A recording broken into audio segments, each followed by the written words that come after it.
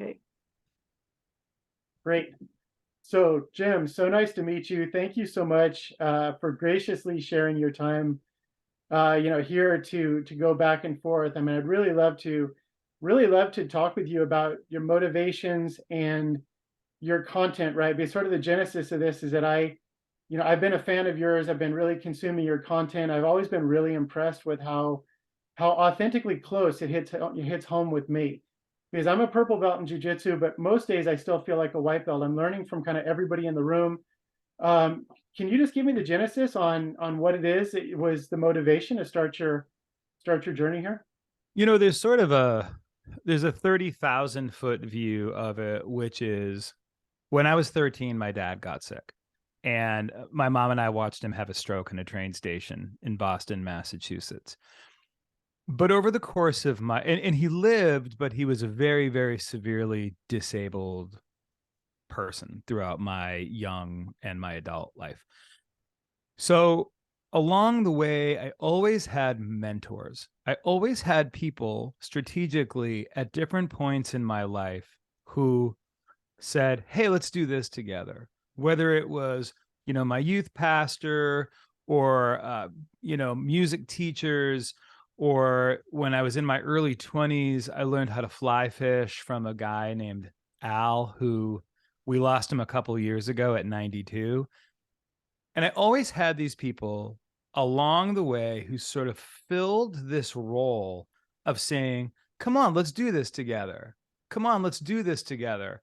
And I feel like the my white belt thing, the heart of that really is, "Hey, come on, let's do this together." And if I can do it, you can do it. And so that's kind of like the 30,000-foot view of why my head and my heart are in the kind of mission that they're in. And then to be more specific about training jujitsu, I'm just stunned at how positively training jujitsu impacts a person's life. And I want to live in a world where good, solid, grounded, morally upright people are taking responsibility for their protection. And I just want to live in a world where good people train. No, that is fantastic. So in my childhood and through teen years, I trained karate, and I still have some amazing friends I'm still in touch with today. But through the course of life, I kind of lost track of that. Through another longer story for another day, I got in touch with Brazilian Jiu-Jitsu, and I was super intimidated going to my first class. And I remember trying to force myself driving over to class that I would actually go in. And I had a lot of anxiety because, again, I was brand new. I was a white belt because in karate, I was a black belt. I felt very comfortable and confident. I knew everybody. Walking into Brazilian Jiu Jitsu Academy for the first time and for the first couple of weeks, I always felt like a fish out of water. And I've got like the stark white belt. I couldn't really do anything. I was awkward. But I was always blown away by how supportive people were. And I guess for me, the misconceptions, and it's something that you talked about on your own podcast, the misconceptions of somebody walks into an academy to train for the first time, they have all these misconceptions in their head. So you're going through and you're helping people dispel those, right? So when Yeah. you think about that initial stage, what you're saying is, if I can just sort of repeat it back, is you're giving people sort of the pre-confidence to go in, hey, listen, this is going to be good for you and you're not going to regret it. Is that, and also the mental health aspect is the big part for me, stress relief. I know there's a lot to unpack there. Yeah, I think that there are some archetypes, right? And you have the competitor and the person who may have been very competitive at a high level in college or in high school, and they train jujitsu because they want to continue to compete and to become a world champion. And that's a very noble, wonderful archetype. So one archetype is the competitor, but another archetype is the kind of geek, the person who didn't play sports in high school, the person who, like, maybe they spent all their time playing D&D. Or for me, I got my varsity high school letter in Glee Club, right? Not exactly anybody who by any estimations you would consider to be a jiu-jitsu warrior. But part of the magic of jiu-jitsu is that you can be the star athlete or the D&D nerd and find a place, find a home on the mat. And yeah, I mean, to your point, it's intimidating for everybody. I think that's one of the things that's really interesting. And I don't know, so you're out in Torrance with the Gracie brothers? So I'm north of LA, so I have a 2 hour commute to the academy, but now it's like home. There's academies 5 and 10 minutes away, but these guys are like family. So I'm 2 hours down and about an hour coming home because of reduced. Right. So these people that without knowing them or knowing what a jujitsu class was like, you were like it's very nerve-wracking and intimidating walking through the door for literally everyone, big and tough, accomplished, small, doughy, chubby, the whole spectrum. But then what happens is within 15 minutes of being in the door, you realize, oh, no one's here to hurt me. And in your case, and in my case, so you love your academy enough to drive 2 hours, right? Because they have Yep. become your family. Fortunately, my academy is 4 minutes away from where I live, but it's like these people are so woven into the fabric of my life. And that little hump, it starts out feeling like a mountain because the idea of going into train is intimidating, and that intimidation just doesn't last. It literally has not lasted. I run our beginner program now as a purple belt. I teach beginners, and I kind of function as sort of the gym manager, just helping out. So most of the brand new white belts kind of come through me, and not one of them has spent more than 10 or 15 minutes uncomfortable. No, that's fantastic. And I think it's that welcoming attitude. And so what was funny in my sort of story, I was actually living over in Dubai and commuting back and forth to Los Angeles every 2 weeks. I didn't want to sell my house. I didn't want to uproot my wife and kids. So I had a local academy that was literally 5 minutes from my house. And I went in and everybody was great, but it just didn't stick. It just didn't click. And it was more competition focused. And I wasn't interested in competition. I was really interested in sort of like self-defense and just sort of self-improvement. And went to another academy. So that was there probably about 3 or 4 months. Great people. They're still doing their thing. They're still fantastic. Went to another academy that was more like MMA focused. And it was just a little too intense for me. So I'm 51 now. And I was just like, okay, these guys are in their 20s and they're just like, go, go, go. And again, great people, still friends with a lot of them. But I worked down in Los Angeles. And so I started at the Beverly Hills Gracie Academy. Instant click day one. Hito and Gracie was my instructor on my first lesson. Take morning classes, right? What's Instant that like? What's that like being taught by Huron? Come on, give us on, the. on top of him, I wouldn't know. Now taught by Huron, oh yeah, taught by Huron is amazing, right? But it's amazing for the most surprising reasons. It's when so Huron and Henner are both my instructors. And it's amazing because you can feel the love for every level of student. I mean, Mm. they coach professional MMA fighters, amazing world-class athletes. To me, a gangly 51-year-old guy who's not anywhere near as coordinated as I used to be, but the level of love and support and inspiration is the thing that blew my mind. Now, obviously, their level of instruction, breaking down every detail and giving you various scenarios, it's amazing.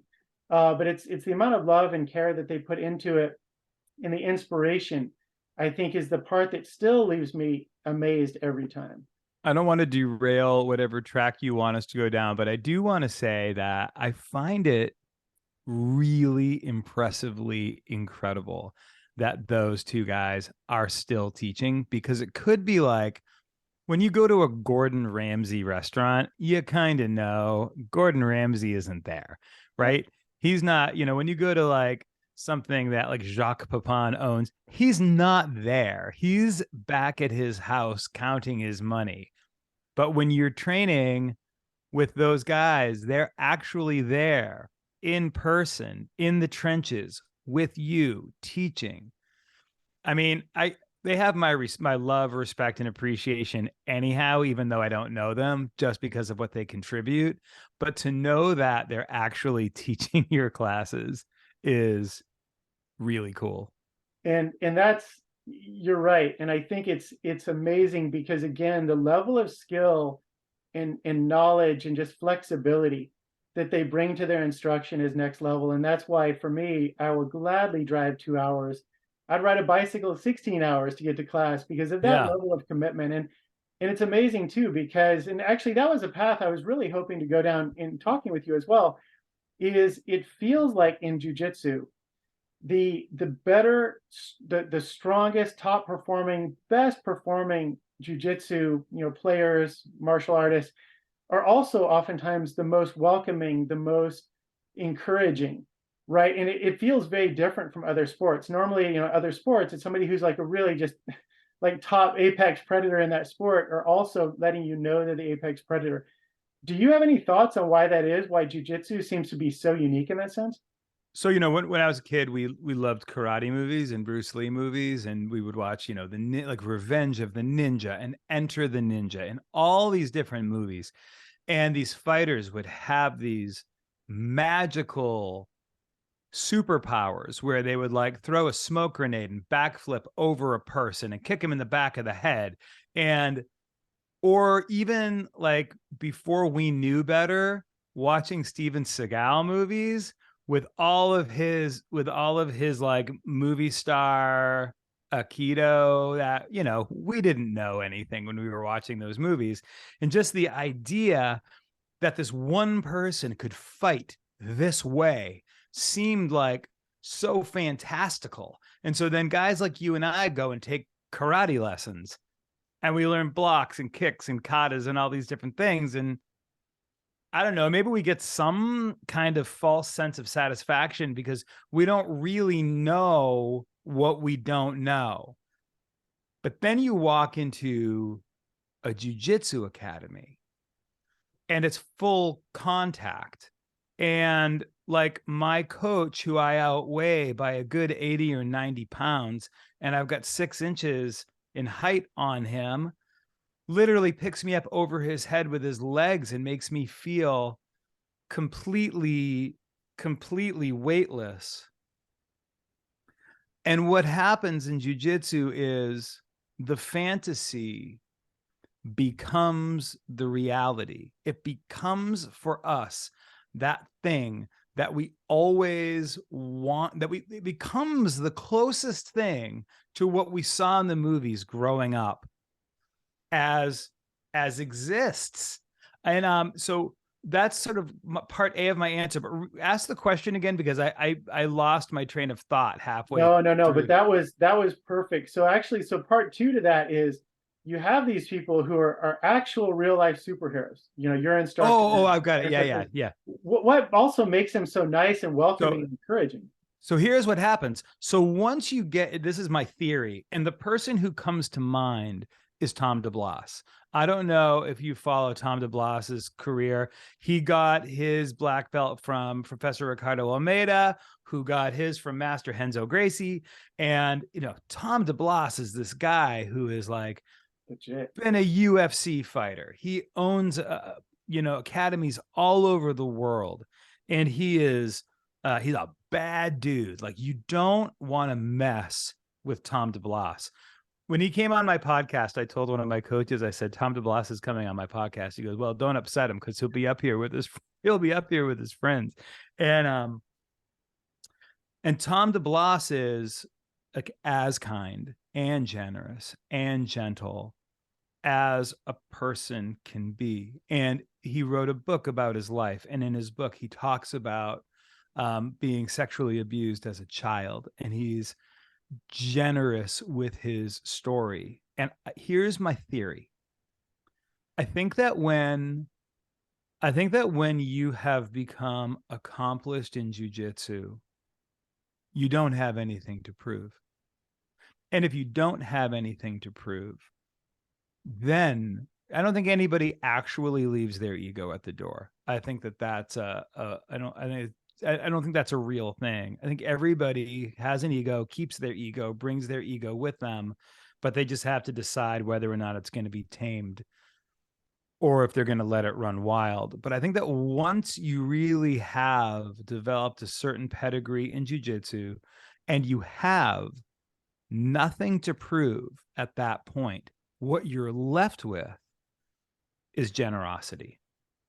And that generosity will show up. It will show up in, somebody like Henner being really kind to a brand new white belt. But it might also show up with him being a little bit harder on you because you're a purple belt, right? Yeah. So he might have to turn it up on you. And in both scenarios, he's doing the kindest, best, most generous thing that he can do. But what he's not doing is he's not operating out of insecurity, right? That is a fantastic point. And so going back to that, right, is jujitsu is sincerity and honesty, honesty with myself, honesty with each other. And I think that the martial arts, I think all of the martial arts have an incredible amount to give as long as you still have that purity. If you have the karate instructor who's also really honest and hard on their students to be the best they can be, it's very different than the karate instructor who promotes everybody every 3 months to not lose students, right? And I think that that's one of the things that's really striking to me is I've become more honest with myself since training jujitsu, and it makes me interact in the world in a completely different way. Yeah, it's wild. For me, it's kind of like, and I'm at a place right now. So one of the wins is that, my backstory, I was 430 pounds at my all-time heaviest. I couldn't fit into one airplane seat. I wore a size 66-inch pair of pants. And now I'm down a couple hundred pounds and I train jujitsu 6 days a week. But my next sort of frontier, if you will, is a mindset challenge where with some of my training partners, I go in defeated before I've begun. And so I'm really working right now, as much as I'm working technique, I'm also working my mindset that says, you know what? I don't want to be beaten mentally before I get on the mat.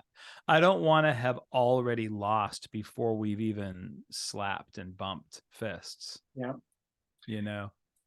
That that is a super powerful concept because I remember just like yesterday, I just freshly got my blue belt. I went through Gracie Combative's amazing program where you're learning like the fundamental techniques. I tested for my blue. I got it. I had a pretty good score on it because Beverly Hills at that time was very, very small classes, and Hiron was my instructor for a lot of those classes. So you're really getting pure technique right from the source. So I went through and I was feeling really good about myself, but I hadn't rolled in the academy yet, right? And so I remember my first, I want to say 10, 15 classes. I just felt like I wasn't getting any better against my peers, right? And so there was one class in particular, I came off the mat and I was in the locker room and I was just beaten on so many levels. I was tired physically because I hadn't learned to sort of conserve my energy. But more than that, I was really beaten mentally because I was upset with myself. I was really frustrated. And one of the instructors came in and he saw me. His name was Chris. And he looked at me and he asked what was wrong. And I was just super honest with him. I just said, I'm terrible at this. I suck. I might as well just quit. And he's like, no, no, no. He's like, you just got your blue belt. And he's like, wait, how old are you? And I said, well, I'm 40. So I was over 40 when I started. He's like, first off, give yourself a win for training after 40, like getting started, having that courage. Give yourself another win for showing up. And we had this amazing conversation over a 15, 20-minute period where he said that you have to have the win in your head as an achievable thing, as opposed to comparing yourself to other people who are, younger, faster, stronger, whatever it may be. And it really changed my entire perception of jujitsu. So is that one of those things is you're looking at continually evolving? Yeah, I just remember when I was either late white belt or early blue belt, sitting and having a cup of coffee with a brown belt and somebody who was a purple belt at the time, and talking. They could tell that I had embarrassment over tapping. I didn't want to tap. I wasn't an idiot. Like I didn't withhold the tap. I tapped, but I just didn't want to tap. I didn't want to tap against particularly I didn't want to tap against people who were a lower rank than I am. And the day that I got over that was the day that I started to really enjoy jujitsu and stopped being tied to what other people thought or even what I thought about myself. Early days of training, somebody, it wasn't my professor. I think it was this guy in our school who is now a professor. He was a brown belt at the time, Jeff G, looked me in the eye and said, I promise you that if you keep coming, you'll get somewhere. It was really interesting that phrase was word for word. If you keep showing up, you'll get somewhere. Your game will form. And I started at 47 with the history that I've had. I'm going to be 52 in a couple of weeks, and in February it'll be my 5th year. And I can invert. I can the things that my body can do now. My first class was like a basic 5-point armbar from close guard, and I literally couldn't even get my left foot off the hip onto my training. I couldn't get my left foot off the ground and onto my training partner's hip. That's how stiff and out of shape I was. And now I can actually do inversion drills. And I have no idea. I have no idea what's next. I don't know. I mean, I have some ideas of where I would like to see my game go, but any of this beating myself up thing, I think it's over now. I'd like to think it's over. I mean, until something really embarrassing happens where my ego gets bruised again. But as it stands right now, I really want to compete against myself. And I don't want to be easy on myself. Training jujitsu is hard enough. I just don't want to be a jerk to myself. You know what I mean? Oh, I totally know what you mean. And I think for me, I try to focus on different things, almost like different chapters, right? And I went through the thing as well where I definitely didn't want to, get tapped by somebody who was a lower rank and whatnot. But when I started to open up, I started saying, well, I need to challenge myself differently in those roles, put myself in bad positions, about getting comfortable, see about fighting out of it, figuring out, testing different techniques, knowing going in that I'm still going to have to tap because I'm kind of like putting myself in those positions. And I noticed that my game didn't only like in it didn't only evolve technique wise, but the mindset wise, the enjoyment wise, I started looking at everything as, okay, cool, this is a rep. I'm seeing this again through much clearer vision, right? So I started to understand the techniques a lot better. And it's funny, I'll go through and we have a combination class. It's called reflex development. It's where there's white belts who are getting a taste of some of the more advanced class stuff, and you start putting your very basic techniques into some actual real type of situations. And it's cool because you interact with a lot of white belts. And sometimes I've had partners who it was like their first week in class, and it was so much fun giving them my take on a move and like helping them break it down and seeing where they couldn't get their foot on the hip.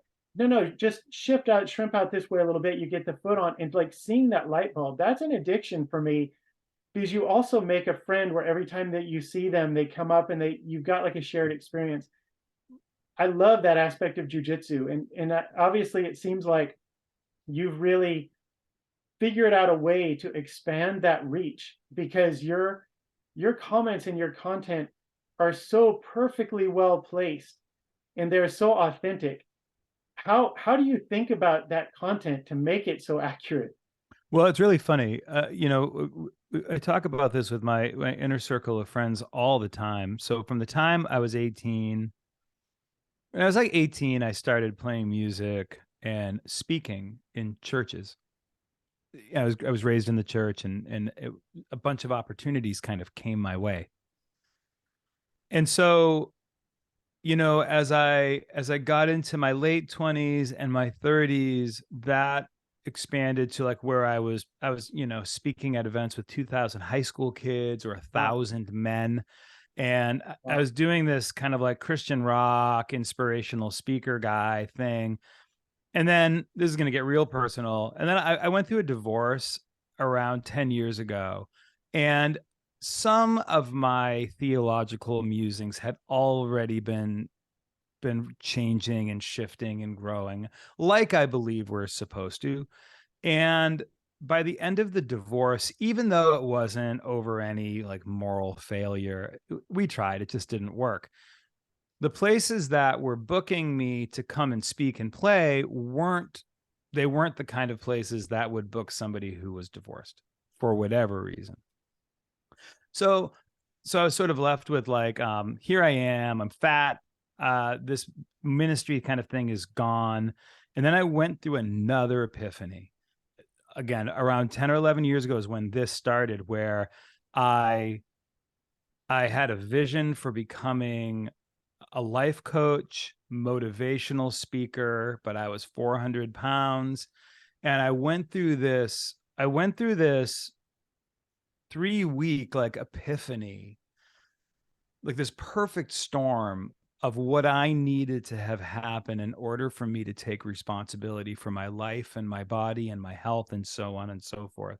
So 10 or 11 years ago, I started on this journey of losing weight, becoming a coach, really figuring out the answers to questions that nobody really seemed to be able to give me around what I refer to as overcoming the challenge of change. So, and I got to do a bunch of really cool stuff. Became a life and executive coach, got to do a bunch of corporate speaking that actually involved music through a thing called Banding People Together. I was a touring member, went all over the world, did gigs for ESPN and SunTrust and Microsoft and Focus Brands, and just, I mean, this long list of big companies that hired us to come in and do this Lead Like a Rock Star program. And things went well. But there's something about Jiu Jitsu that has provided a really unique opportunity to funnel all of the things that I've learned, even about public speaking, right? How to connect with the person in order to encourage and change their hearts and minds. And so, Steve Martin, people used to ask Steve Martin, how do you make it in show business? And Steve Martin said, become so good that they can't ignore you. And I'm not saying that I've become so good that I'm like the best thing on the internet, but what I am is 52 years of my own struggle and overcoming and falling and getting back up. And you get all of that funneled into my little bit of knowledge about jujitsu in a way that says, I don't care who you are. I don't care if you're the competitor or the geek. I don't care if you are the high level military warrior or if you are the single mom who's just looking to get in shape and be an example for your kids. Uh, I have 52 years and 430 pounds of motivation, and then it actually becomes easy for me, right? Yeah. So then, Yeah. like making a meme that strikes a heart chord isn't hard. And then more than that, Jason, like being generous is easy for me. And you know why being generous is easy for me? Because Richard Bressler is generous with me. Yeah. Because Horian Gracie's generous with me. Because Joey Diaz and this list of Kenny Florian, Chris Howder. You kidding me? Alex Barcelona. these people that are like world-class competitors have been so generous with me in my white belt platform that, yeah, you can bet if these people, if Jorge and Gracie can be generous with me, I can be generous with anybody. That is beautiful. I mean, that really is beautiful. And I think that the thing that's so striking to me is the authenticity right here, the authenticity of this conversation, right? Because it's so real. You know, you talk about coaching, you talk about inspiring people. The people who truly inspire me the most are the ones that have the rapport with me because I know that they've also been through it, right? Yeah. It's one thing for me to get instruction for somebody who's never lived through it. It's another when somebody's actually been through it. And that authenticity is the secret, like the secret sauce, right? Because two people can say the same thing to me. One person I have a ton of rapport with because I'm like, wow, you know, you've already been through it. You know what you're talking about. Yeah. It's a whole different level, right? Yeah, the world just doesn't need any more phonies. And Oh, and here's where I could be a real phony. I'm very honest about the fact that I'm a mediocre purple belt. You know what I mean? Like I get smashed routinely. I have my things that I'm good at and I'm working on all of my stuff and I love it. But the day that you see me doing any kind of like real advanced tutorial video, unsubscribe at that point. I might at some point in time work out like some white belt survival stuff around strategic framing or that kind of thing, but I'm much better at talking about jujitsu and even teaching jujitsu than being in a role with even like, a 1 or 2 stripe, really athletic blue belt. They're gonna give me trouble every day. I'm an old man. I'm an old man. My knees and my back hurt. You know what I mean? I'm doing my best. so But I think you and I are the same because I mean that's the same exact description. It's a super honest description. Just a couple of nights ago in class, I found myself under a super athletic, I think it was a one stripe blue belt, but I also didn't freak out trying to get out. And that was the win for me, was just staying safe. He didn't submit me, but I couldn't even sweep him. But that's a very accurate description of me as well. I know, I know. Today I was rolling with an extraordinarily strong and athletic white belt, and I was fine. But one of our professors was watching and was like, "Jim, get the underhook on the other side." And then spent 20 minutes with me after that roll. I didn't get subbed. I reversed it. I did fine. But one of our black belts watched me and was like, "Okay, if you're going to fight bottom half guard, lockdown, here are some things that you want to think about." And I will think about those things during my next roll. But sometimes sometimes just not getting subbed.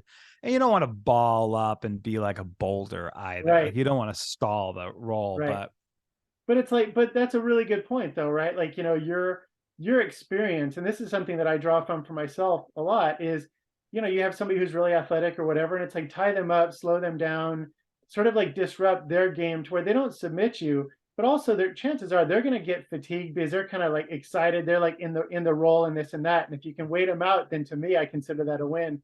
To your point, also not balling up. yeah, it's a funny balance between stalling and strategizing, especially when especially when you get top position and you're tired. Oh, you for know, sure. control the head, get your feet connected and hang out there and catch your breath. I've been known to do that before. It was funny though, actually, is going back to kind of why I started doing this podcast again, and it comes back down to the inspiration of like willingness to jump in and not be the best at it to look stupid. Yeah, I'll never put out a DVD instructional set. I'll be honest, I never will. Yeah. But I love this format here of inspiring other people to also be their best people, right? And I feel like martial arts, and specifically Brazilian Jiu-Jitsu, and the more that I've gotten into it, the more I've believed in this, is this uniquely powerful tool for all of these reasons we're talking about. It's a uniquely powerful tool for personal development because, you know, I have a pretty good career. I'm a VP in a tech company and I feel very confident at work, but now I'm more humble. And what it's done is it's opened me up to listening to more suggestions. And I find that I learn so much from people who don't have the same level of experience. And so I feel like Brazilian Jiu-Jitsu, martial arts in general, is this amazing tool. And I think that one of the big reasons for me and wanting to start the podcast and the website and whatnot is to also find respect and common ground amongst the martial arts. Like I'll look at Aikido, and if you talk to an Aikido practitioner, there's various different types, but it's like I have so much appreciation and respect for the beauty, the circumstance, right? Like the beauty and sort of like the pageantry of it almost, and sort of definitely the history and the lineage. Where if I look at it for that, I'm like, well, sure, I could probably take you down and take you down and submit you. However, I couldn't do with the same skill that they have because they've devoted to it in karate and all the different styles. And I love finding that commonality. And I think that Brazilian Jiu-Jitsu is uniquely suited to like bringing out the best in people. I think that's true. And I find it, I think that I find it a little bit challenging sometimes to be as respectful as I really want to be towards other martial arts. So if you look at something like Aikido, it's beautiful. I think the outfits are cool. I think the rooms that they train in are cool. I look at that. Kendo is more of a sport. Like kendo is something that I would really like to try just Me for too. fun with the armor and the split bamboo boken. Yeah. Super cool. And I think that people should be free to do whatever they want to do. Period. As my father would say, end of report. People should be free to do what they want to do as long as it's not going to hurt anybody. But here's where it gets weird for me. If a person is training a theoretical martial art and they're being taught techniques that have the potential to do more harm than good, if they're in an altercation, I draw the line there. And I say, listen, here's what I think works. I think boxing works. Boxing works. I think Muay Thai works. Yes. I think Sambo works. I think Brazilian Jiu-Jitsu works. Yeah. I think there's a handful of things that work. And a person should be able to do anything they want to do. If they think Steven Seagal is amazing, they want to do Aikido. I think it's beautiful. I get it. It's interesting. I don't know much about it. All I know is that at different points in my karate training, guys are pointing rubber guns at my head and showing me how to disarm it. And I think it's dangerous. Or coming at me with a knife. And I just think sometimes you just have to be very, very careful with the kind of you don't want to instill false confidence. I think now at purple belt in jiu-jitsu, I think I'm less likely to get into a fight than I ever have been. I've never been in a fight, but I think with my little karate under my belt, thinking, oh yeah, I know this 8-point blocking system and I learned these combinations. And Yes. I think now as a full grown 6 foot tall, 230-pound strong man who trains 6 days a week, I don't want to get in a fight with anybody. So two things actually. This is super powerful because that's really at the crux of it for me too, is the beauty versus the reality, right? And I think if somebody understands what they're getting into, if you have instructors who have that really strong sort of moral compass and instilling don't fight, which is ironic. Brazilian Jiu-Jitsu, I believe, is the best martial art on the planet. And Me it's too. but we all but we also always have this thing of de-escalate, walk away. You don't need to like let your ego do something that can't be taken back, either for yourself or for somebody else. And I find that very ironic that there's also a lot of, schools of different styles, and I'll leave those nameless for now, where there's this thing of, oh great, you're 8 years old and here's your black belt because your parents paid me X amount of money. You can go take on 10 schoolyard bullies, right? That is dangerous and it's life-changing in a negative way. It's so irresponsible. So irresponsible. Yeah. It's so irresponsible. And I think for me, that's why authenticity is at the core of everything. Now, do you not like the idea of grappling and getting sweaty and getting armbarred in jujitsu? Like there's some days where I'm definitely sore and kind of tweaked a little bit. Now, does karate work better? Maybe for my mom, who's not going to go out and get in fights, but the mental discipline of doing katas and light sparring and things like that. I think that's great because it's geared to her. As long as her instructor is not saying, "Hey, listen, don't take any nonsense from somebody in a parking lot." So I think that that's where it is for me is the moral accountability on the practitioners, but really on the culture of the school, right? Like I love Aikido for what it is, but I wouldn't use it as my own self defense because I don't think it's as effective. If I was teaching one of those kinds of classes, uh, like kids karate, I would spend every class, or like, martial arts for seniors. We have a group that trains Shotokan karate at our where we Awesome. meet as a jiu-jitsu school, and they're all older, and I love them, and they're great, and they watch us train, and they ask questions, and it's the greatest thing ever. But if I was a quote unquote, if I was like a sensei in a karate school, I would spend so much time teaching situational awareness. Like Yes. so much of our curriculum would be about knowing to avoid transitional spaces, right? That hallway between the front door and the elevator of the parking garage, right near the ATM machine, right? Where do you not want to go? There's a guy on it's a guy on YouTube who has a thing called active self-protection. He's an interesting guy. I don't know his name, but he says the 3 S's of self-defense are: don't go to stupid places with stupid people to do stupid things. So if you have a theoretical martial art that's beautiful, but undeniably statistically ineffective for keeping you safe, do it if that's what you love to do, but teach situational awareness and how to avoid dangerous situations. And then I think just, to the extent that you're able, and keep your doors open, be honest about what you're teaching. Hey, what we're teaching here is fitness and situational awareness. I think that that would be a great shift for a lot of people.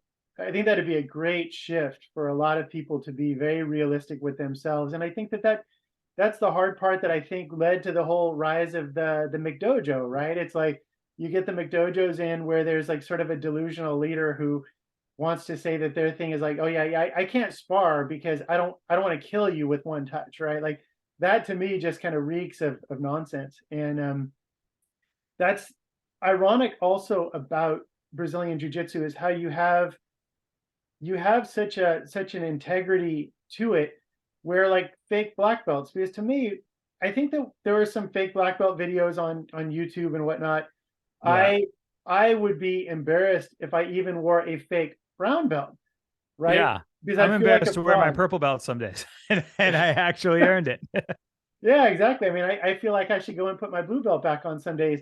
But it's funny, right? Because that's kind of like to the extreme. Because some people do every justification to give themselves the highest thing for other people to look at, as opposed to knowing what's real inside. Yeah, that's yeah. Well, this, now not to get like super crazy, really heavy, but we live in many respects, we live in a culture of uninitiated men who turn to fantasy and delusion over being honest with themselves Yeah. about who they are. Listen, it's like when we opened this conversation and I was talking about Tom DeBlas, the strongest person in the room is the one who has been the most honest about who they are. And when you stop seeing, and listen, I'm not talking about vulnerability in terms of like being a weak little flower who's always talking about their feelings, but I'm talking about the man who is able to talk about their wound. I think it's the author John Eldridge who says that every man has a battle to fight, a wound to heal, and a beauty to rescue. that men are born with those three things: a battle to fight, a wound to heal, and a beauty to rescue. And to the extent that, and obviously jujitsu is for men and women. I'm speaking specifically right now. It's 85% dudes. And I want to promote a culture of masculinity that really helps a man be aware that he has a warrior spirit and that he's a battle to fight. I want that person to be honest about the wound that they have, a la guys like you and me and Tom DeBlas, and the people who aren't ashamed to be honest about the truth of our narratives in service of helping other guys.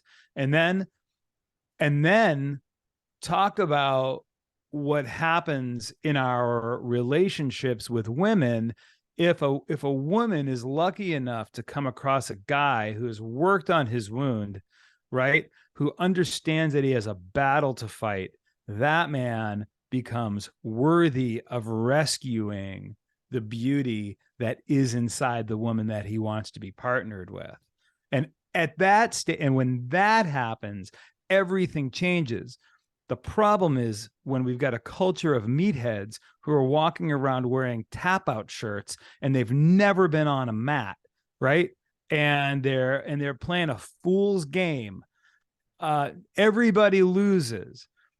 Jiu-jitsu invites that man to the table. I think it was Joey Diaz when I got to talk to Joey I love Diaz. Joey Diaz. Oh, he talks about his anxiety and his depression, and how he says, you know what happened for me?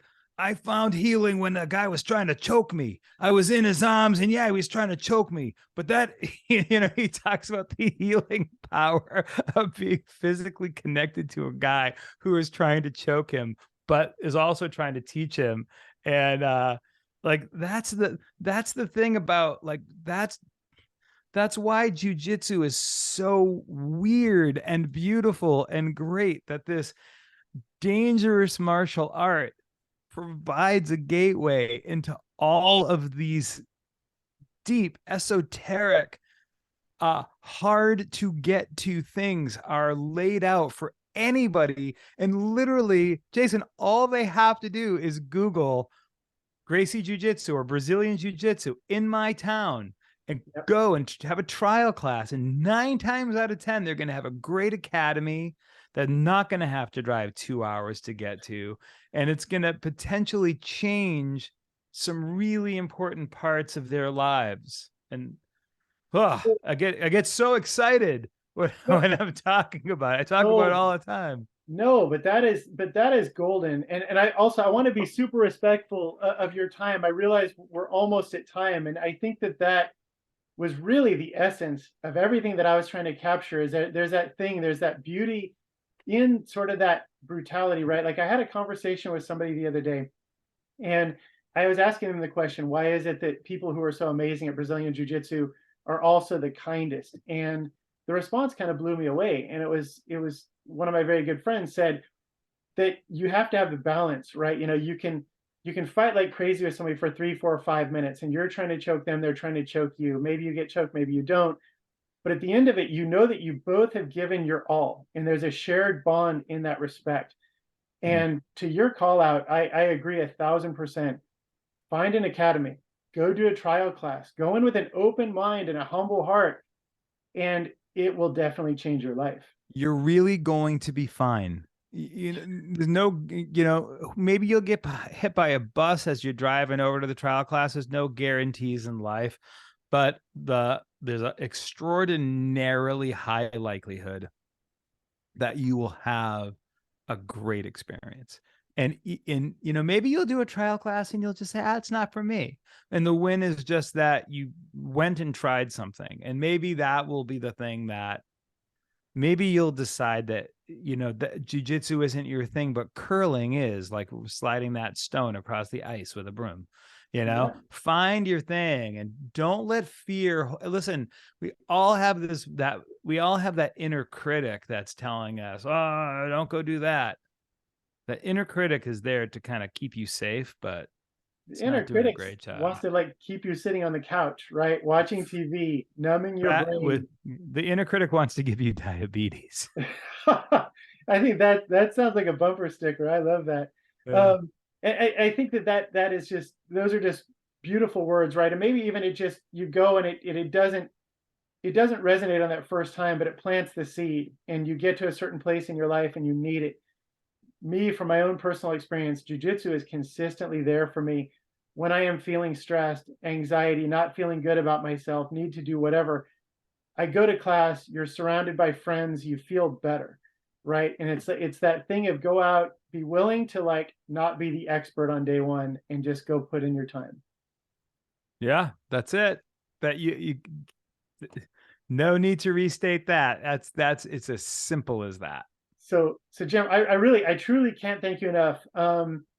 Thank you so much for coming in and doing this. Did you have anything else to drop? Because No, I you're mean, I think this has been great. I'm super excited for you. One of the cool things about jujitsu is, you and I have never met or spoken prior to this, and but it's like an instant, like this instant brotherhood, instant friendship. Like we came in on the same bus, and I think that if any of your listeners are not familiar with My White Belt, they can go to mywhitebelt.com. They can listen to the My White Belt podcast wherever podcasts are listened to, and they can go where you and I met, which is Instagram, because you and I really are 16-year-old little girls, right? welcome.